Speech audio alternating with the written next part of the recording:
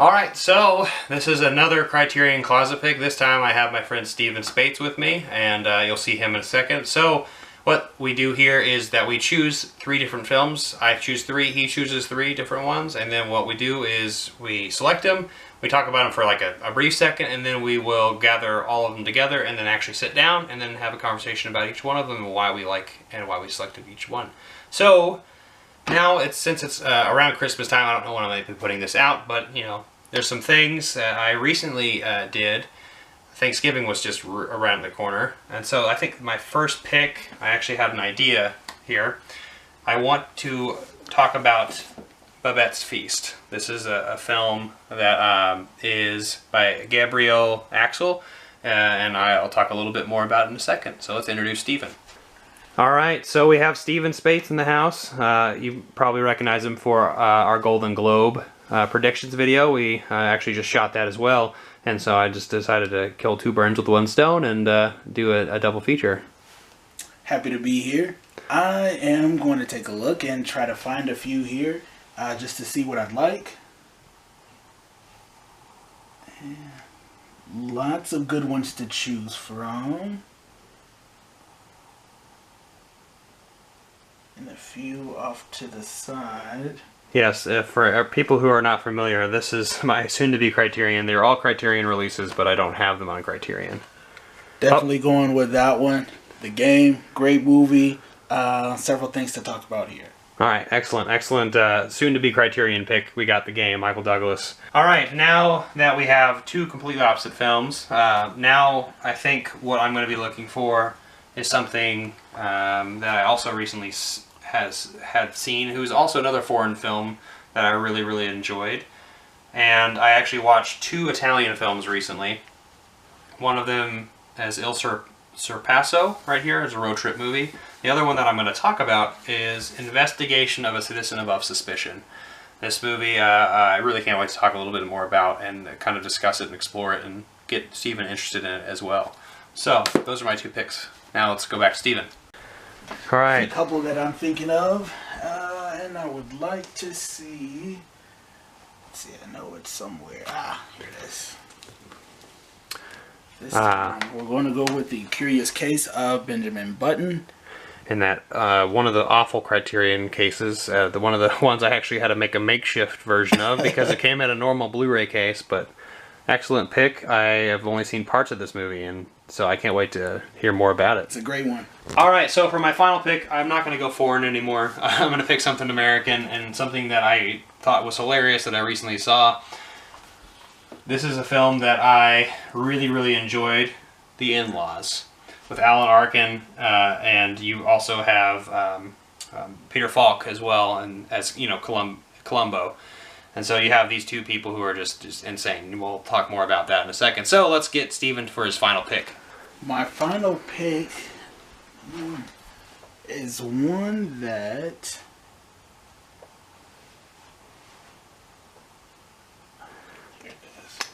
Yeah, that's the movie you were talking about. Punch Drunk Love is my last choice here, where I'll go with that one. Great movie, good story, really well done. Great Adam Sandler and Paul Thomas Anderson directed film. So now we're going to sit down and talk about our films. Alright, so now we have our picks. I'm going to let the guest, Stephen, talk about his first film. We'll start out then with The Game with Michael Douglas and Sean Penn. And I won't ruin anything. This is a suspense movie.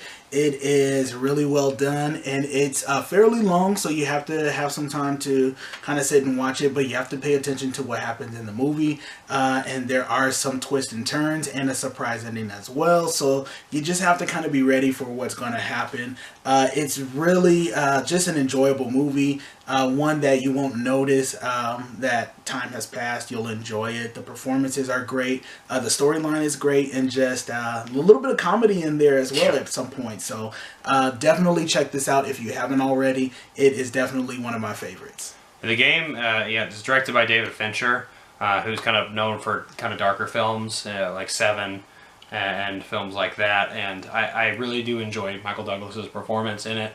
And like Stephen was saying, there's some twists and turns in it that definitely make it more interesting and also kind you're kind of like, come on, and also like, what the hell, and a couple different times throughout the movie. So it's definitely a really great pick.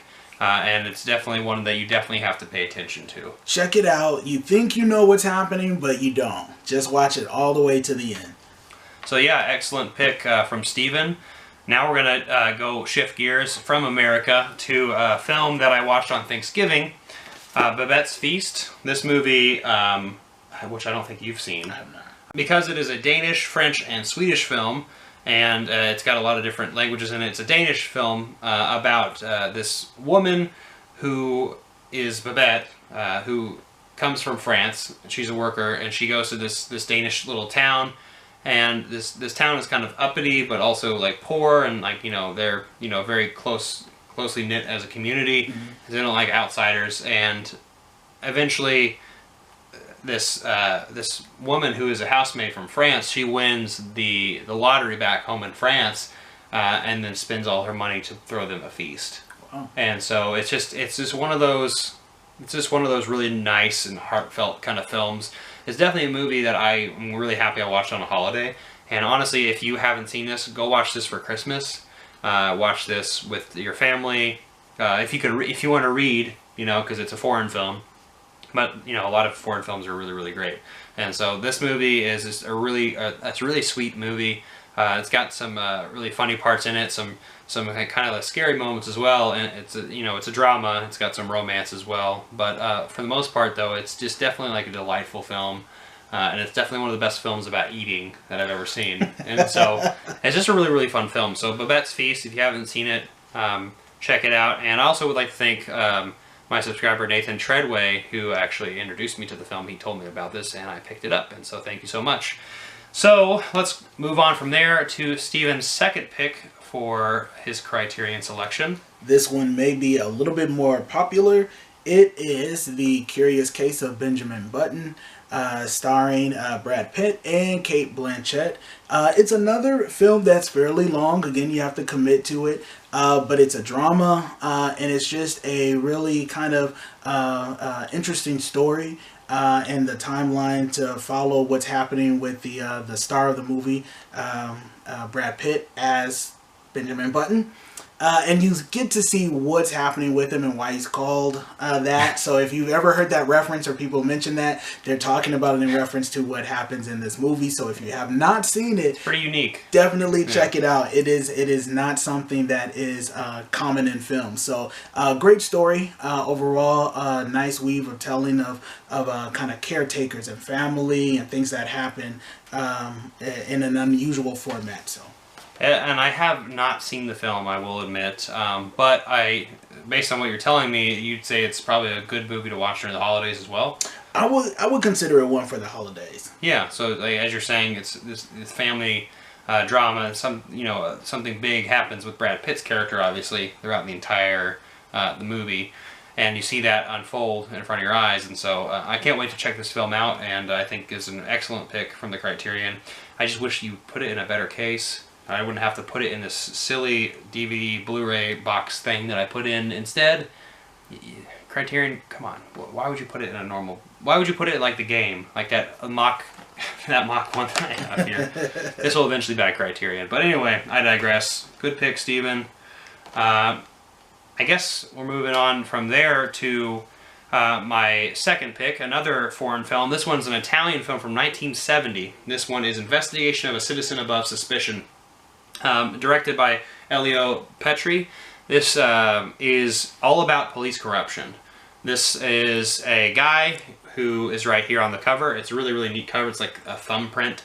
And so I really, really love the package of this thing. And this guy is the police chief, and he commits a murder at the very, very beginning. So I'm not giving anything away. He commits a murder with his mistress, and he more or less is testing the waters and see how much he can get away with. Oh wow! And see if he's even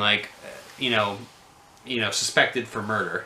And just it's one of those kind of cat and mouse games that he's playing. At the same time, he wants to get caught, but also at the same time doesn't. And it's just really testing the waters. And you just see this is actually a very political film as well. During the 1970s in Italy especially, I guess there was a lot of turmoil, political turmoil, with corruption, especially in the government and the police force. And so this was like kind of like a backhanded like kind of thing here with internal police corruption. And so it's definitely really relevant today. A lot of different places, the United States, you know, other countries as well, where we see, you know, some internal struggles happening. But like this, to me, it felt a lot like it was like the blueprint for American Psycho. Actually, a lot of the, you know, you have Christian Bale's portrayal of that film, of the book. You see him kind of wanting to get caught, you know, but at the same time, like, getting away with it. And, you know, it's that internal struggle. So it's slightly comical, this movie. It's I've kind of portrayed it as a serious movie, but it's actually kind of funny. And Neo Morricone, if you know that, do you know that? I don't know. You seen the Good, Bad, the Ugly? You know that the Clint Eastwood movies? Yes. The soundtracks of the spaghetti westerns. He did the soundtrack for this film, and so it's definitely quirky, and so it's really fun. But yeah, this is my pick for the second one. I think you should check it out someday. Is it a caption again? Yeah, well, yeah, it's got subtitles. It's got English subtitles on it, so it's a really fun movie. Though I was really pleasantly surprised at how much I enjoyed this film. Nice. All right, so now we're moving on to Steven's last pick, a really great Adam Sandler film. I love to see actors do something different than what they're known for. And this is definitely a great example of that. This is Punch Drunk Love from Adam Sandler. We know him from all of the funny movies. That's kind of, you know, SNL. His career has always been in comedy-based things. So to see the drama, a well-done drama and good performance is awesome. And I thought that his performance in this movie and the movie itself is just really well done. He has a bit of a temper, and it just kind of shows you how relationships and finding someone can change who you are, and what that does to the dynamic of a relationship. So if you like looking at movies that kind of focus on a little bit of relationships, but also just the evolution that comes from becoming a different person by meeting someone else, this is definitely a movie to check out.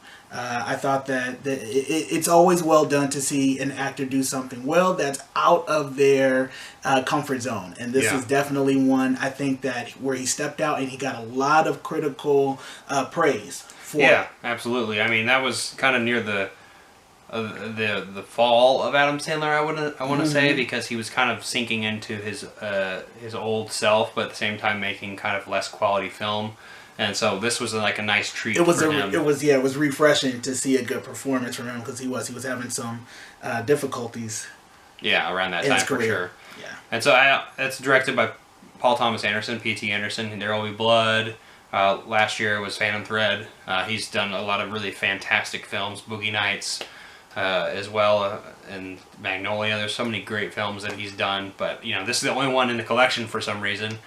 Put all of his films on the freaking Criterion. Come on. But yeah, I love that movie. It's definitely very unconventional for Adam Sandler, so it's a great one. And I also want to like say Emily Watson's performance as you know, his potential significant other. I'm not going to give anything away, but yeah, you see her you know, play an equally crazy person, just like you have Adam Sandler play his role. It's a good pick.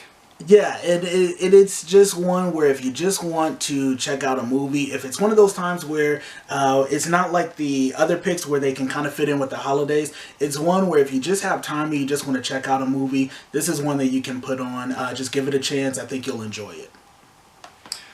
All right, well, we're switching gears again. Finally, we're in America still, and now we're going to Arthur Hiller's In-Laws. This is with Peter Falk and Alan Arkin. This movie, have you seen this one? I haven't seen this one. I'm very interested with the cover there. 1979. This is actually from one of my favorite scenes. This is a movie that I didn't really know what to expect when I picked it up. It's actually recommended by one of my best friends, Ben. He is like, this is a movie you need to see. This is one of the best movies I've ever seen, like comedy-wise. And the first 5-10 minutes was like, okay, what's going on? It kind of has like a serious vibe to it, and then it has some quips in it. I'm like, okay, this is kind of funny. And it just got more and more ridiculous as things went on. This is for one particular scene. This is actually when they're in a lineup to be shot in a death squad.